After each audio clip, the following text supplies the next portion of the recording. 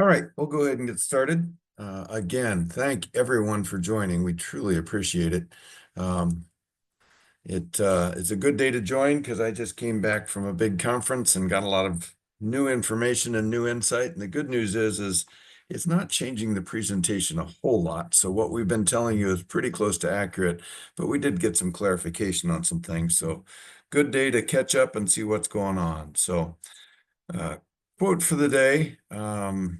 We have met the enemy and he is us. Walt Kelly wrote the very popular cartoon Pogo many, many years ago. And this was a line he took from a Navy officer that was kind of restated. But the concept is that sometimes we hurt ourselves in our own industry. And after being with the different governmental bodies over the past 4 days, and manufacturers and AHRI and a few wholesalers and a few contractors, it's pretty clear why we've gotten ourselves into the challenge we're in, and it's about communication, and it's about one side not knowing what the other side really does every day. So we got to sort through that. We got to communicate better, but there's nobody evil out there. I just want to assure everybody that's the case. Everybody's trying to do their best with some of the challenges we have. It just ends up rolling downhill, and the contractors unfortunately have to bear a lot of the weight of some misinformed policy, let's say. But that being said, we're going to dive in and do the best we can to work through it and give you the best information to be ready to deal with it. Just want to talk a little bit about the conference I came from. It's the Hardy Conference, which is the Heating and Air Conditioning Refrigeration Distributors International. It's been around for a long time. It's got a ton of members. There were over 2,000 of us there this week, working on all the issues of the industry, and 4 days of conference and networking and talking to people who have the same problems we do. While I was there, I talked to people from the EPA, the AHRI organization, DOE, CEE, our political action committee from Hardy. And from our slide before, are they the enemy? No, they're not. They're trying to do the best they possibly can. But the world they live in is very different than the world we live in. And it's very hard for them to understand the world we live in. So the fact that they were there and listening to us and talking about the problems, that's a very good thing. Little too late, yeah, probably, but at least they're listening and they're trying to do the right thing. So good news on that front. Today we'll go through the basic stuff: utility updates, election update, Inflation Reduction Act, changes approved to the CEE, and then talk a little bit about A2Ls again because we're upon it. It's time. This is our last meeting during which the manufacturers will be able to manufacture 410A units, with one small exception, but that ability goes away January 1 for manufacturers to make the 410A. So we're upon the change. So first thing, utility rebates. I found a study that said in our part of the country, 68% of contractors take advantage of utility rebates. And that's a voice of a contractor study done by Hardy. They talked to thousands of contractors nationwide to get this information. In the Iowa, Illinois, Wisconsin area, it is said that 68% of contractors take advantage of that. That is not the data we see. We see a much smaller number. So we want to make sure that all our contractors, if they want to take advantage of them, can, and we will continue to make it as easy as possible to do so. And it's putting you at a disadvantage if you don't. So for the TMs on the call, make sure you're talking to your customers about utility rebates and how to take advantage of them. And if you're a contractor on the call, work with the TMs and they'll help you use our site to make it easy. But don't let that opportunity leave, because the last thing we want to do is a customer of yours to not buy from you because they were more interested in utility rebate and they didn't hear about it from you. All right. Few updates on the election. Having talked to all the government types, what we said last time is certainly the case. I've made a few changes to this slide. EPA and DOE, there will be political and non-political changes. The cleansing of the swamp, phrasing you hear from politicians. The Republican Party believes they didn't go deep enough, and whether that's right or wrong, that's up to all of us to decide. But it is going to happen, and the danger in that is that people who don't understand heating, air conditioning, and contractors' experience or understand it less well than the people who are there today will go in and continue to make policy that makes it hard for us to do our job. So our people who are on the Hill working on this stuff are aware of that and going to do all in their power to make sure that DOE and EPA continue to be represented by people who are educated and aware of all the things going on with HVAC contractors. So we got your back, but it's a challenge. So we're just going to watch it carefully. The IRA and the rebates, we do believe that the Trump administration will try to do some clawback on that. And as I go into the different states' progress on that, I think it'll be pretty clear who can be clawed back from and who can't. A2Ls, there are those who wanted to suggest that the Trump administration will repeal that. And given the legislation and the rules by which that could be done, the opportunity to do that ends December 31st of this year, because there has to be a 1 year period before it takes effect for the manufacturers, because they have to be able to make changes. And with Trump taking office on the 20th of January, it would already really be too late to do that. So it creates so much challenge in the manufacturing world that everybody is pretty much in consensus that A2Ls are here to stay. So we're not getting an out there. As far as A3s go, some had said that A3s could be upon us as soon as 2029. All are unanimous in that that's not going to happen. With Trump's timeline and the likelihood of what he will and will not do, likely that we won't see A3s till mid-30s at the earliest, if even then. There's so many problems with A3s that, and what I'm talking about there is A3 refrigerants, which are the more highly flammable. And really the flammability is one problem, but the bigger problem is pressures. These A3s, we deal with pressures now on the 200, sometimes up to 300 pounds PSI of pressure.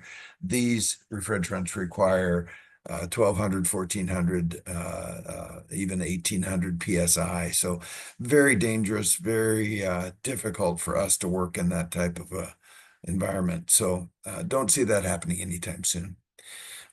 Same thing on efficiency changes. With Trump in office, the discussed efficiency changes aren't going to happen.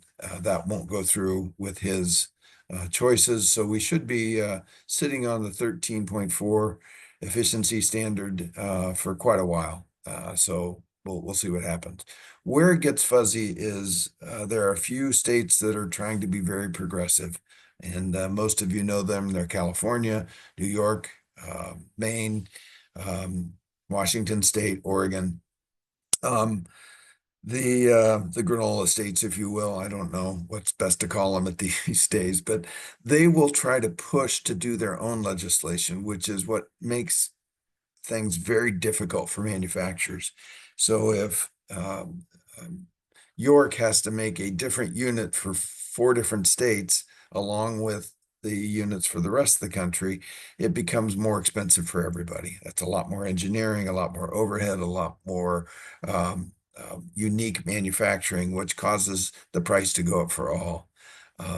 There had been some attempts to try to get everybody to agree, and that's really where we got with the AIM Act. And with the current efficiency standards, we're hoping that will hold true and keep everybody's prices down. But it's going to be a challenge, and it's going to take some time. So hang on tight. It will be an interesting ride. And on this call, we'll talk about everything we hear and get all the information back to you. So we'll keep the word coming out. These are the things that are in play with the election. Probably the ones on the left are the ones that aren't going to change. The ones on the right are the ones that are up in the air right now, and the Trump administration could make some differences. For right now, I'm not going to go through this whole list. I will have it on the PDF we send out. and you can review it in detail. And I'm happy to talk to anybody about any of these in detail, or if you have a question, put it into the chat. But the reality is we don't expect um, the things on the left to change much, and the things on the right, we'll watch every month and see what's going on. Okay, let's talk about the Inflation Reduction Act and what's been going on there. A new tool, the Hardy IRA tool kit is a new one that I just was exposed to this week. And it's just a little bit better than what the federal government's done. This is the HERE map, and this is the rebate map that's based on just putting in Energy Star equipment and not doing all the extra work. And I'll explain the homes program in a minute. But the HERE program is simply a rebate up to $8,000 when you put in a heat pump system that meets the criteria as far as efficiency goes. You can see here that Wisconsin's application is approved, Illinois is submitted, and Iowa's is not received yet. I believe, and many others believe, that the application's not received yet. There's a good chance that if those haven't been received by January 21st, that the Trump administration will claw those back and take those out of the program. So that is the discussion that's happening now. That may not be the case. Don't take that to the bank, but there's a possibility. But even knowing that in Wisconsin, right now, if you drill through this, if you click on any of these states, you can get the details on how the program works. And for Wisconsin, this is what you would see. And it basically just tells you that they applied for 149 million, they got 149 million, and the Wisconsin Office of Energy is who's responsible to figure out how to give that away. And if you drill down any further on that, they haven't figured out how to give that away yet. The rebate administration program is just not in place. They are still trying to figure out how to give that money away. And for Iowa and Illinois, we don't have any idea. They're not approved yet, so we're still waiting to see. Now, on the homes program, this is the program whereby you actually do an audit, an energy audit of the home, and determine an energy savings for the entire house. Apply for that. Based on your approved audit, you can get funding back, get rebates back. Wisconsin has a program available. Illinois applied for one, and Iowa is not sending an application yet. So what to realize here is with Wisconsin, the reason they have rebates available is they tied it to an existing program. And that program is called Focus on Energy. And it's a very similar program, just funded at a higher rate. Now, I can't get all the details, but when you click through on that, you get to the site for Focus on Energy from Wisconsin. And this is where a contractor can go in and sign up.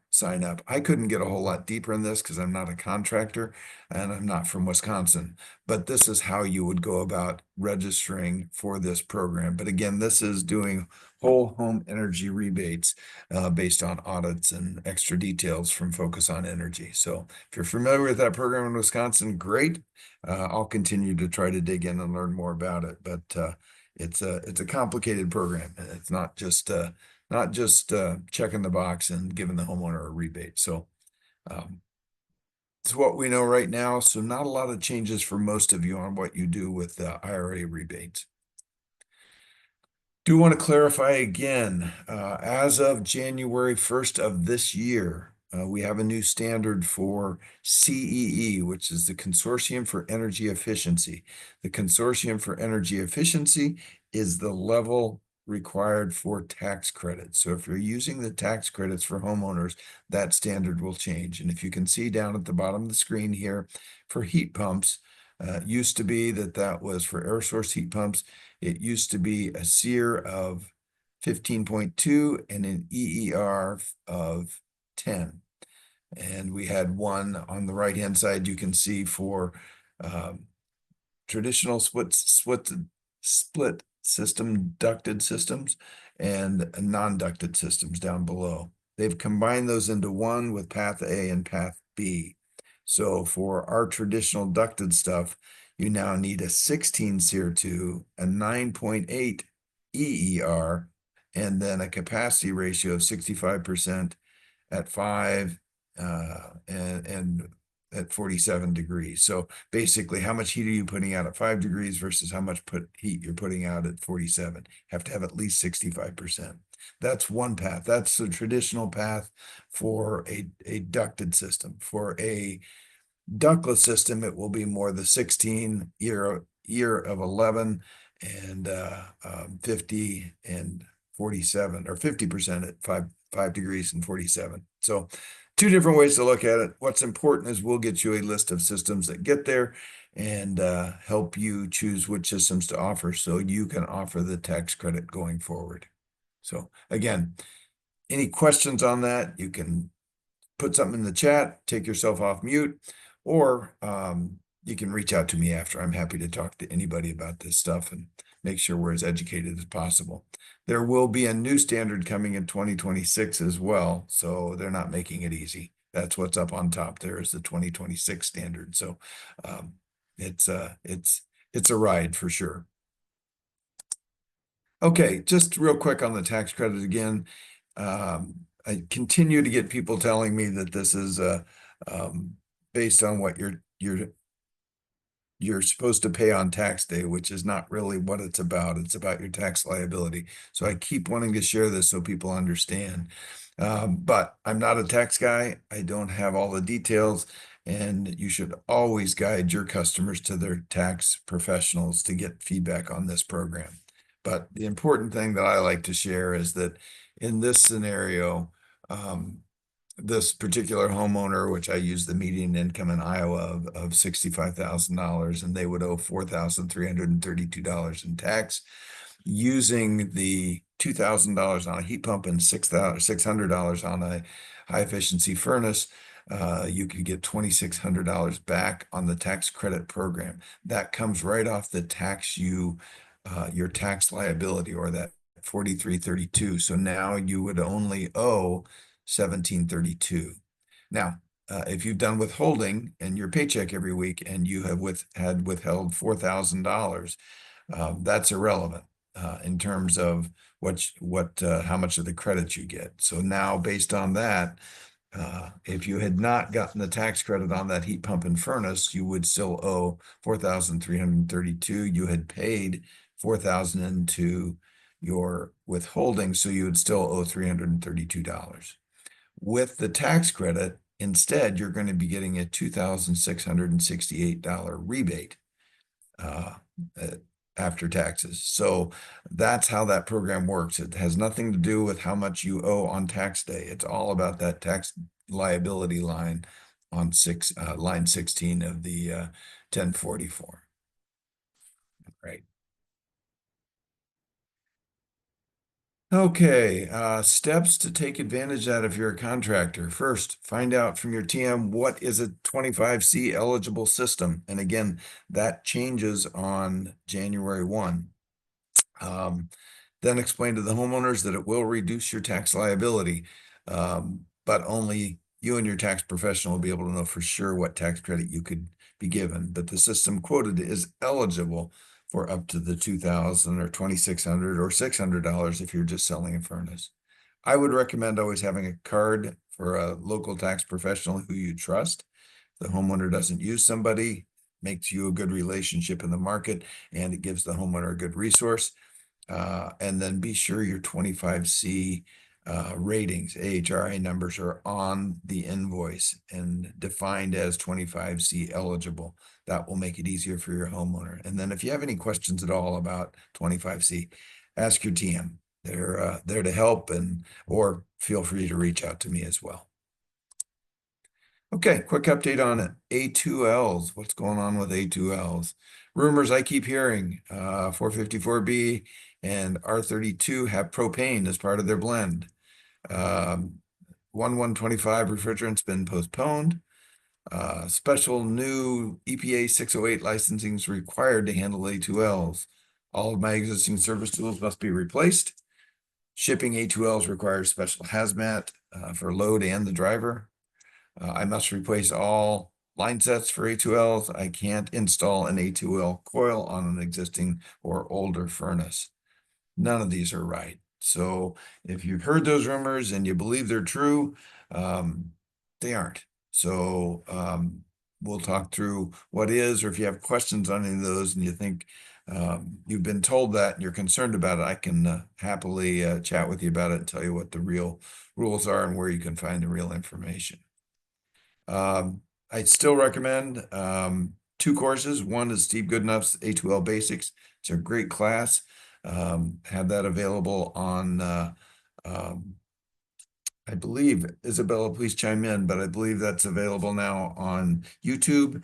And we've got a link that the TMs can get you on that course. It's a webinar and it's a pretty basic. And then Steve also does a live training on that. So good stuff. But also the ACA course is a very easy way to get your entire team trained up and educated. Total maybe 2 hours of time, but it's not that difficult. You can see I passed it, so it can't be too hard. I keep this in here only because there's so many acronyms you're hearing these days, and I'm not going to go through them all today, but I will keep it in the PDF. It's here. It's a good resource to talk about what all these things are, and even if you just want to practice pronouncing them. Hydrofluoroolefin. That's a fun one, mouthful. But anyway, these are all the terms you hear flying around these days. And as I hear more and get confused, I will add them in here and keep this one up to date for you. Again, we're working on the Kigali Amendment and the AIM Act. Those are the two things that are driving the change we're going through from 410A to 454 and R32. The change before that was the Montreal Protocol, and that's when we were working on the ozone depletion problem. Good news is we've solved that problem. It's gotten a lot better, but we created a different one. So we're going to talk a little bit about that. There are three parts of the AIM Act that address the Kigali Amendment. First was the virgin bulk phase down, which we've been talking about for a while, and that is making less refrigerant every year. It's appearing very clear that we overestimated the amount of refrigerant that was being used because there seems to be more refrigerant available now, and the price is still pretty competitive on 410A. That will change with the new ramp downs. We're expecting that to the price of refrigerant to continue to go up, but the phase down rates were a little overstated, it looks like. Technology transition, that's what we have happen January 1. And with a couple other products like VRF, we wait till next year to go to that. But basically, that means manufacturers can no longer make 410A equipment starting January 1. And that includes the coil guys as well, like ADP and Aspen. Refrigerant management, that's the new one, and that's we'll go through some details on that. That's really initially they were talking about disallowing disposable cylinders. We've remained that's remained as is. The barcoding through litigation, we've certainly gotten rid of that one. The reclaimed refrigerant mandate has now been moved out to 2029. As we get closer, we'll talk about what that means. It's not necessarily we're mandating that every unit be reclaimed, because that's already supposed to be happening. This is about using reclaimed refrigerant. So a certain percentage of refrigerant going into new units will be reclaimed. So even with 454B, the manufacturers will need to use some percentage of what they put into new units into, it has to be reclaimed refrigerant. And then leak detection is going to be required. And we've talked about that. So, okay. Very simply, the better the refrigerant is at reducing global warming potential, the more flammability potential there is. We have approved A2Ls, which means it's slightly flammable, like 454B and R32. But it is non-toxic. So B refers to the toxicity of the refrigerant, and we are using a non-toxic, very low flammability. And I say low flammability, but don't ever take that to read that it's not flammable, because it is, and we have to respect that. But we certainly want to make sure people know it's non-toxic. The other thing that I learned this week that I assumed, but I didn't know for sure, is they're not adding any odor, unique odor to 454B or R32. Reasons being it just causes too much havoc in the refrigeration system. So it won't, like natural gas, there will be no clue to homeowners that it's in the space. It won't have an odor. So we don't have that luxury with this gas. I also want to share the problem with carbon in the atmosphere, just so everyone gets a clear sight. If you think about when a furnace or your gas grill or a fireplace soots up and you get all that carbon, think about that in the atmosphere, and just blocking the ability for the radiation to get back out, the heat to get back out of the atmosphere. So that holds it in, and that creates the problem. The challenge with these gases is how long they stay in the atmosphere. And 410A, for example, stays in 2,088 times longer than a straight carbon atom. So when we make the changes to it and make it able to do what we needed to do for refrigerant, it causes it to have a very long lifetime. So that 410A atom will stay in the, or not, molecule would be more appropriate, stays in the atmosphere for 30 years. And that is the problem. It's not that they're necessarily any worse. It's just they stick around forever. So it's like having 2,088 times as much carbon because how long it stays there. It doesn't break down and recycle like carbon normally would in the atmosphere. So just really a good way to look at it. And if you look at R54B, it's somewhere around 5. They haven't published it yet. R1234, which is one of the components of 454B, is 0.05 years. So it's in a few days it gets back to normal. So just a different way to think about the carbon and what it's doing and why it's so important that we make these changes. I left this in here only because it's just important to remember that the 2Ls are only slightly more flammable than the class 1s. So we're not talking about a highly flammable, but it is flammable and it is heavier than air. So it's going to pool in the home. So what's new is a lot of things, a couple of flammability risks, different tools, first responder training, but the one I have circled there is the need for a refrigerant sensor. Why is that? Well, we have to look at building codes, and the building code in Iowa refers to ASHRAE 15.2, 2022, and ASHRAE 15.2 in 2022 has lovely formulas like this. So if you want to go in and dive through and do all the homework in 15.2, that's fine. The manufacturers have, and they've come up with what is going to need refrigerant detection systems and what isn't. And that's why we're doing it. Why is that? It's really about suffocation risk with A2Ls and 410A, and it's also about fire with A2Ls. If you get too much of this refrigerant in one space, it will build up. And because it's heavier than air, it will pool and force the oxygen up. So if you're laying in bed in this bedroom, right here, and all the refrigerant from a system pools in that, it will raise to a level where the oxygen will be forced above the level of your head in that bedroom, and you will suffocate without ever waking up. So that's the risk. That's why we have to take this so seriously.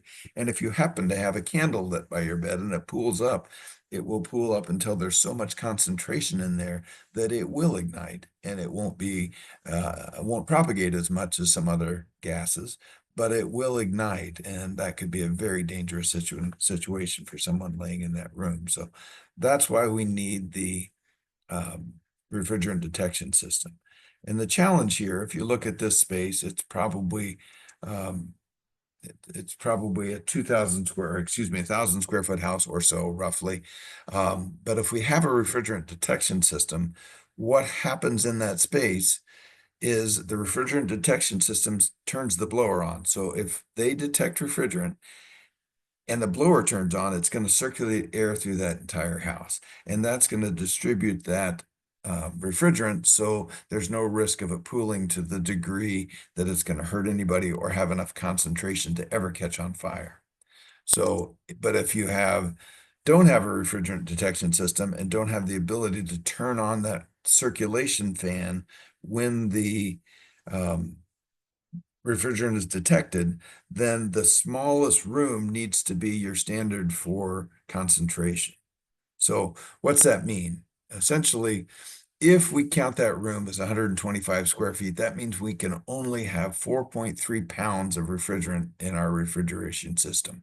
So at 1,000 square feet, it's almost always going to be a 2-ton, maybe even a 2.5-ton system.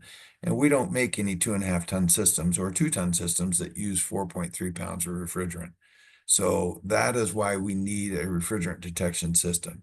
If you think about the entire space of 800 square feet, it would allow 27 pounds of refrigerant before it become a concentration or suffocation risk problem. So this space with the refrigeration detection system is no real risk at all. As long as we're sensing that refrigerant, spreading that refrigerant around, if we happen to have a problem, we're going to be just fine. So refrigerant detection system, what's that mean? One, according to ASHRAE 15.2, it must be tested at time of installation. And when refrigerant is detected, it must energize the indoor blower system, create circulation, activate required mechanical ventilation for sufficient runtime, open any zoning dampers if there are any, and de-energize electric duct heaters. What you get from JCI or any other manufacturer with your York or Luxair system is going to energize that blower. That's basically what it does. So they built it so it will do that. And most every system we sell residentially and most commercially will have that as well. Commercial, there's a lot of cases you won't need them, but we'll tell you how to calculate that and figure it out. So if it does that, what it doesn't do is it doesn't activate the required mechanical ventilation system. And we don't believe it's needed based on the way it's written, but it could be interpreted that you do need that. And if indeed that is the case with your local inspectors, then we're going to have to help you figure out a way to do that. So we want to hear that from you if that becomes a requirement in your market, so we can help build kits to make that simple. But we don't think most will. Refrigerant detection systems basically are essentially a control box, a sensor that goes in the coil in a specific place, so we can be sensing the air at all times. All manufacturers do it slightly differently, so you need to follow the directions of the manufacturer to make sure, because that's how it's been tested. You don't want to go random on this, so make sure the guys know that you need to follow the rules so we keep within the guidelines. If you're adding it to an existing furnace, it says here, and ASHRAE 15.2 says the same thing for all systems, but the system must be tested. The refrigerators, you can read here, the refrigeration detection system shall be tested for proper operation after installation in accordance with the manufacturer's installation instructions. Having documentation of this becomes a pretty important factor. If there is a fire and the fire marshal's wanting to point at this new A2L refrigerant and more importantly, point at you for having installed it, documentation that has been tested probably will become important at that point, given the way these are all written. So you want to think about how you're going to test it and how you're going to record that it has been tested for your files. We're expecting some new clarification on that testing down here. You can see 15.2. We're expecting some new rules there for sometime in 2025. As public comments become available and we are able to do that, we'll let you know. And the more comments we can get in to try to get that clarified, the sooner we do it, the better. Okay, so this is from the ACA training, and this is what they recommend you have as a checklist with every job. Does the system have an RDS or LDS? Yes or no? Will the fan run continuously or just in a call for heat or cool? Is the system ducted or ductless? Does the outdoor have one or multiple indoor units, which becomes important. I'll share that in a minute. Does the system have shutoff valves? In other words, can that refrigerant be isolated when sensing um, um, refrigerant in the system leaking? Can it shut off and isolate all the refrigerant in the outdoor unit so it can't leak into the home? Probably more commercial applied, but there will be systems that do that. And then can continuous ventilation be added to the system? If it's a multi-head mini split, again, it's a little bit tougher to control where that refrigerant's going. So if indoor unit on bedroom 2 happens to spring a leak and there is 7 pounds of refrigerant in that unit, all 7 pounds could go into that bedroom. So we're going to have some different rules for install there. It's something you're going to need to consider. And again, follow manufacturer's install instructions directly and try to make sure all that makes sense. But certainly considerations we start doing multi-head systems. JCI does have an RDS calculator, probably not going to be much of a factor residentially, although you can use it and create a report, which if one of the things in sales we talk about is doing what your competition can't or won't do, and handing every homeowner a refrigeration detection calculation with the report out of this system as an added benefit to the offer you're giving them might make them ask questions of the competition to see if they're doing that for the system as well. And it does give you some more credibility in the marketplace. Commercially, though, there are several cases where you won't need an RDS based on the sheer vast size of the area that's being covered. But this system puts some basic information in, and it can very easily calculate it. If you want to take advantage of that system, you can shoot these QR codes right now. I'll leave this up for a second, but I strongly recommend you download the DS Solutions app. There's a lot of good stuff on there. This is just one thing, but doing warranty processes, checking for parts lists, doing all the detailed things that you need to do when you're standing in front of a unit, you can do through this DS Solutions app. So take a look at it. Could be a good tool for you. Preparations for the installs. Some of these are redundant, but strongly recommend either the ACA training or the training with Steve Goodenough. Both are great training sessions. And Steve's a lot of fun, so I'd probably recommend that one before the ACCA. But if you want to use virtual training, it's a good way to validate what the team has done. Update your tools to make sure that everything is current there and good for A2Ls. Training on the York or Luxair and Mitsubishi and Gree RDS systems so you understand how they work. Incorporate processes. One, a checklist. Make sure you understand what is going on in that job and you have records of it. RDS testing. Have you tested the system? If ventilation's needed, how are you going to do that? So make sure you're looking at all those things. I would recommend at this stage signing someone to inside to really understand the basics of ASHRAE 15.2. So as there are questions on applications, you understand some of the logic behind it. And then finally, learn to use the DS Solutions app, the RDS calculation tool. It could be a good addition to many proposals. Most important step for contractors in my mind is talk with your AWJ. And I heard that term this week for the first time, and I didn't know what AWJ was, but an AWJ is an authority with jurisdiction.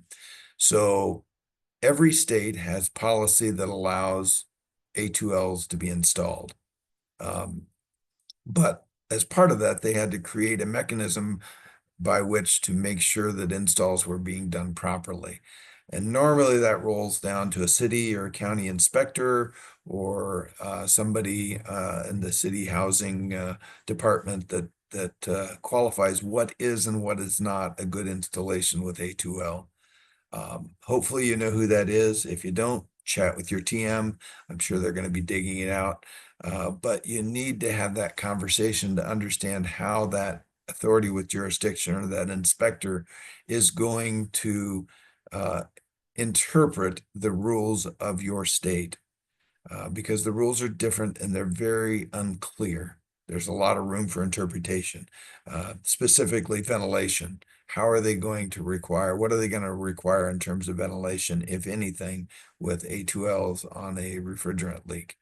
If they're going to hold to the letter of the law, they might tell you have to have ventilation for 5 minutes after a refrigeration is detected, and they may test for that. And if they do, and your system doesn't do it, you're going to be going back and doing more work. So that conversation early on with the AWJs is going to be crucial.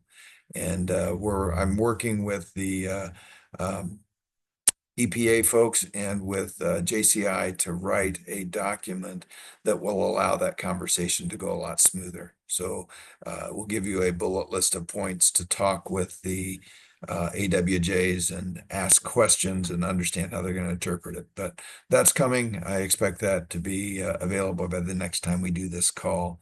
But I strongly recommend you start looking into who that is and start thinking about having some conversations with them on how they intend to inspect around A2L systems. We know there's going to be some added costs. Right now, the equipment manufacturers are talking 10 to 15%. We have a price increase coming early in the first quarter.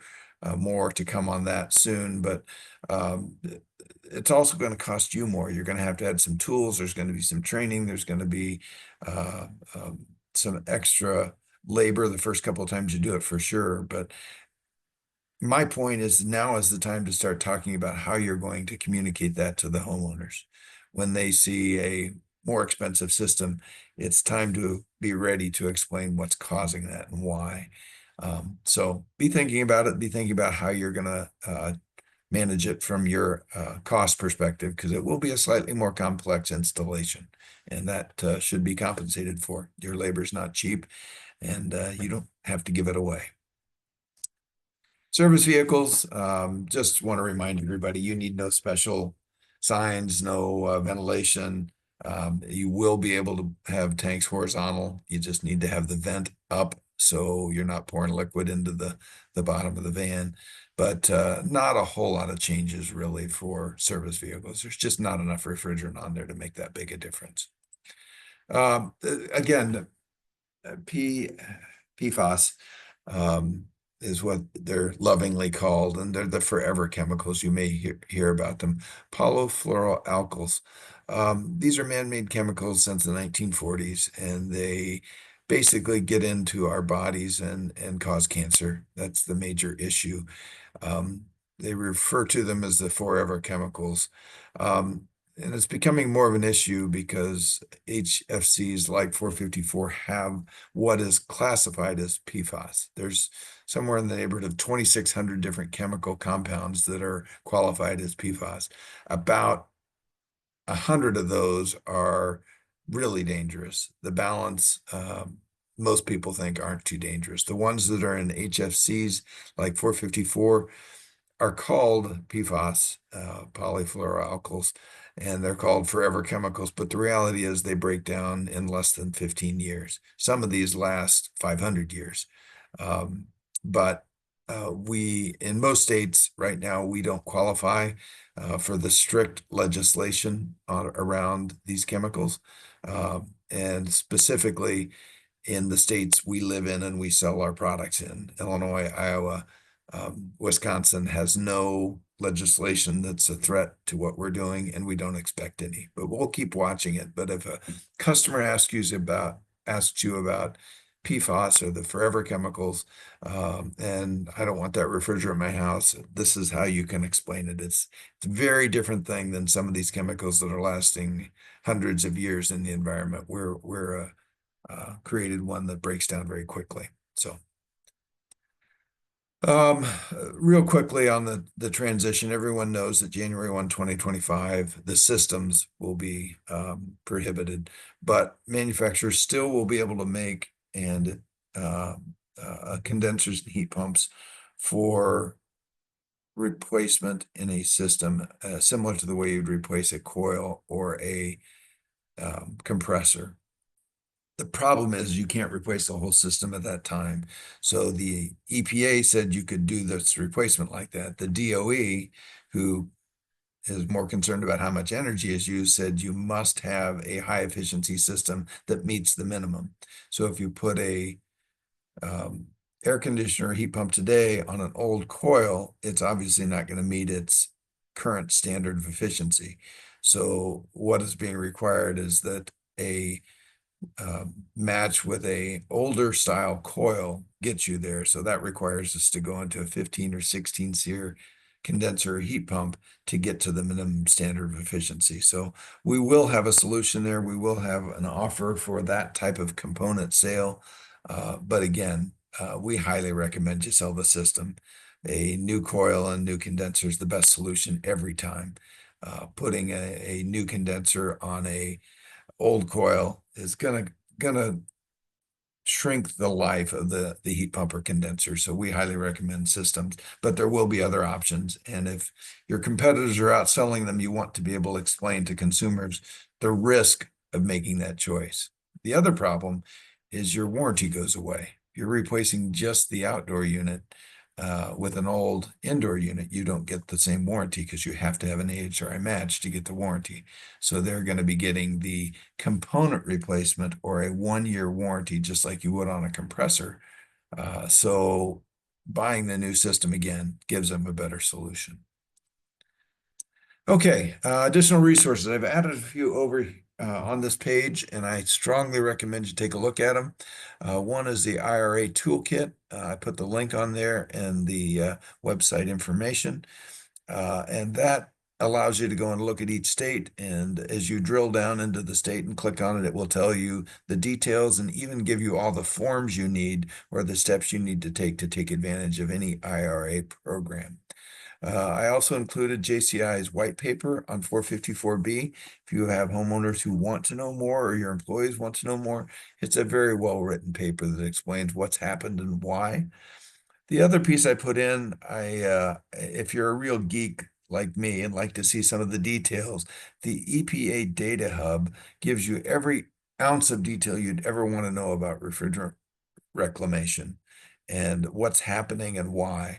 So I put it on here just because I thought some might like to wander around. It's a free site. You can go in and look around and see some graphs on what's happening with refrigerant and recovery.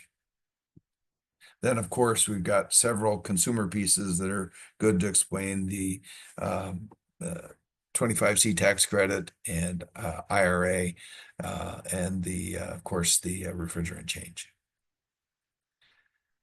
Good video on A2Ls, good one to show to homeowners while you're doing the load size on the house or doing the walkthrough. They can be looking at this.